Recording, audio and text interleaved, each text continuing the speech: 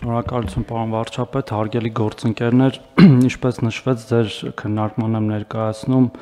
օրենքների փաթեթի նախագծին հավանություն տալու հարց պետական նպաստների մասին եւ պետական կենսաթոշակների մասին։ Փորձեմ հիմնական կետերով հակիրճ ներկայացնել, եթե հարցեր կլինեն, պատասխանեմ պարոն վարչապետ։ Առաջի փոփոխությունը, որ նախատեսում ենք իրականացնել, վերաբերում է ընտանիքում երրորդ եւ յուրաքանչյուր հաջորդ երեխայի ծննդյան կապակցությամբ տրվող պետական աջակցության ծրագրին, որը ուժի մեջ էր մտել 2022 թվականի հունվարի 1-ից եւ ավարտվում է 2025 թվականի դեկտեմբերի 31-ին, այսինքն այս տարվա վերջում, եւ մեր հետազոտությունները եւ վերլուծությունները եւ նաեւ միջազգային փորձը ցույց է տալիս, որ նման աջակցության ծրագրերը ամենակարևոր ժողովրդագրական աջակցության ծրագրերից են, որոնք նպաստում են ընտանիքներում երրորդ եւ հաջորդ երեխաների ծննդյանը եւ ըստ էության աջակցում են ընտանիքներին երկարատև ժամանակ, մեր դեպքում մինչեւ 6 տարեկան։ Եվ առաջարկում ենք այս աջակցության ծրագիրը իր ավարտից հետո վերածել մշտական պետական նպաստի, որը կտրվի նույն տրամաբանությամբ, այսինքն երրորդ եւ հաջորդ երեխային 50,000 դրամի չափով մինչեւ 6 տարեկան։ Բայց միանգամից ուզում եմ հավելել, որ հաշվի առնելով, որ այս դեպքում էլ մենք ունենք հետվճարի մեխանիզմ, ըստ էության մեր նոր 20% դրույքաչափով, որը հունվարի 1-ից կմտնի, սա նույնպես դառնում է 60,000 դրամ, այսինքն ընտանիքները կարող են ստանալ 60,000 դրամ 50,000-ի փոխարեն հետվճարի մեխանիզմով, այսինքն հետվճարի մեխանիզմը անկախի կառավարի դեպքում։ Այո, անկախի կառավարի։ Ամեն ինչը անկախի կա տրվում եւ անկախի կառավարի դեպքում նրանք կարող են 60,000-ի դարձնել այս կենսաթոշակառուներին եւ նպաստառուներին բոլոր տեսակի նպաստները, այդ թվում սա հատուկ եմ նշում, եւ 6 տարում գումարային 6 տարում գումարային դա մոտավորապես կազմում է 4,320,000 դրամ, այսինքն մեկ երեխային տրվող նպաստի չափը եւ եթե կլինեն արդեն այլ շատ երեխաներ, համապատասխան անգամ ավել։ Ուզում եմ նաեւ հատուկ նշել, որ այս ծրագրով վերջի տվյալներով հոկտեմբեր ամսվա դրությամբ արդեն աջակցություն ստանում է 38,816 երեխա, այսինքն այսքան երեխաների համար վճարվում է այսքան գումար եւ մենք մինչ օրս ծախսել ենք սրա վրա 51 միլիարդ 840 միլիոն դրամ, ինքը բավական լայնածավալ, բավական մասշտաբային ծրագիր է եւ առաջարկում ենք այն դարձնել մշտական։ Հաջորդ փոփոխությունը, որը առաջարկում ենք իրականացնել, վերաբերում է երեխայի միանվագ ծննդյան նպաստներին, որը այս պահի դրությամբ կարգավորվում է ըստ երեխայի կարգաթվի, այսինքն կախված նրանից, թե երեխան որերորդն է ընտանիքում, առաջինը, երկրորդը, երրորդը, չորրորդը եւ 5-րդը տրվում է տարբեր չափի աջակցություն, առաջինի եւ երկրորդի դեպքում տրվում է 300,000 դրամ, երրորդ չորրորդի դեպքում 1 միլիոն դրամ եւ 1.5 միլիոն դրամ 5-րդ եւ հաջորդ երեխայի դեպքում հաշվի առնելով կրկին թե մեր ունեցած փորձը եւ թե նաեւ միջազգային փորձը եւ թե նաեւ այն տրամաբանությունը, որ դրված է այս նպաստի հիմքում,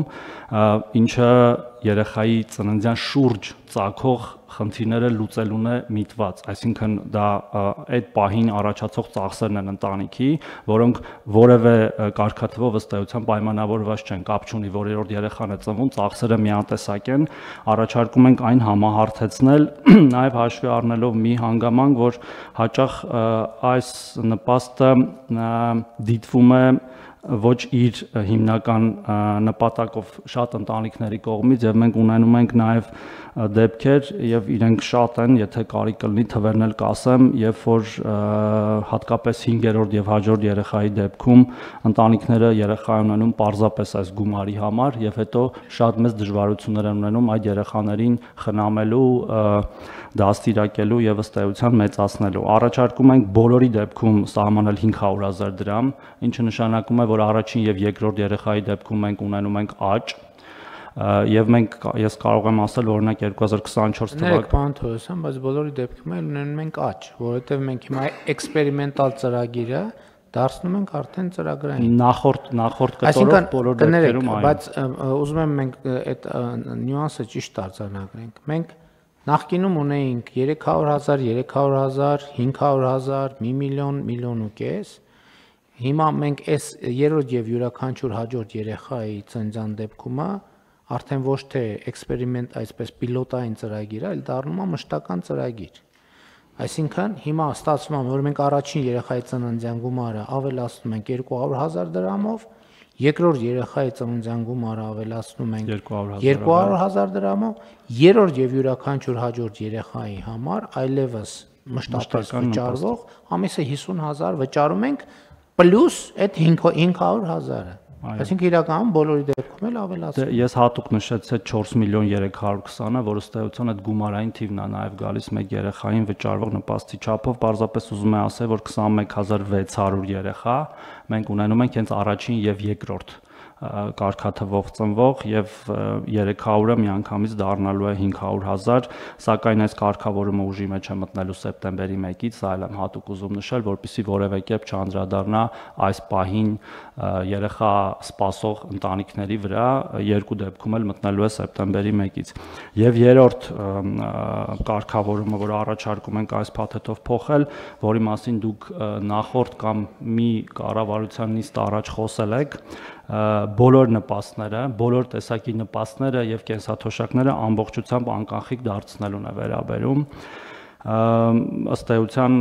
որևէ այլ պարագայ, որևէ դեպքում մենք չենք վճարելու կանխիկ, հիմա էլ է իրականում թիվը բավական իջնում եւ օրինակ կարող եմ ասել, որ միայն վերջի 1 ամսում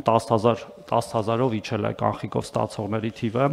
ունենք այս պահին 661,000 քաղաքացուց, որ որևէ տեսակի նպաստ կամ կենսաթոշակ է ստանում, կանխիկ ստանում է ընդամենը 60,000-ը, 600,000-ը ստանում է արդեն անկանխիկ եւ նորից եմ ուզում նշել, միայն 10,000-ը, այսինքն տենդենսը ավտոմատ կա, բայց մենք այս որոշումով դա կարագացնենք։ Այս կարգավորումը ուժի մեջ ենք դնում ապրիլի 1-ից մի պատճառով, պարոն վարչապետ, որովհետև այդ մեր 60,000 քաղաքացիները, որոնց մի մասը նաև մեր աջակցության կարիքն են ունենալու այդ կանխիկից անկանխիկ ացման process-ում, դա լինի հնարավորինս սահուն եւ անցավ, եւ այս առիթը օգտագործելով պետք է խնդրեմ մեր գործընկերներին, հատկապես կենտրոնական բանկի եւ նաեւ պետեկամուտների կոմիտեի, որպեսզի իրար հետ աշխատենք ԿԲ-ի դեպքում որոշակի աջակցություն ակնկալելով բանկերի կողմից այդ հարցը լուծելու մասով, բանկերի եւ մեր եւ մենք կարգավորումները կփորձենք միասին տալ, իսկ պետեկամուտների կոմիտեի կողմից որոշակի բնակավայրերում, որտեղ որ սովորաբար հրաժարվում են անկանխիկ առևտրից, վարչարարությունը ուժեղացնելու, որպեսզի մեր քաղաքացիները զրկված չլինեն այդ հնարավորությունից։ Որպես օրինակ եմ ուզում ասել, որի իրական դեպք եմ ուզում ասել, օրինակ հենց հիմա կան քաղաքացիներ կույր, որոնք որ մեր լիարժեք քաղաքացիներն են, որոնց հրաժարվում են բանկերում օրինակ տալ քարտ, որպեսզի իրեն կարողանան, այո, այդպես կոնկրետ դեպքերով ահազանգեր ունենք, խնամակալ են ուզում դատարանի վճռով հաստատված, որպեսզի գա իրենց փոխարեն դա ստանա, ես ուզում եմ բարձրաձայնել, որպեսզի բոլորս հանձնառություն վերցնենք եւ այդ հարցը լուծենք, որտեվ այդ տիպի քաղաքացիներն են նաեւ ստիպված եղել մինչ օրս ստանալ կանխիկ եւ հենաշարժական խնդիրներ ունեցողները նաեւ, որոնք տնից չեն կարողանում դուրս գալ։ Շնորհակալություն։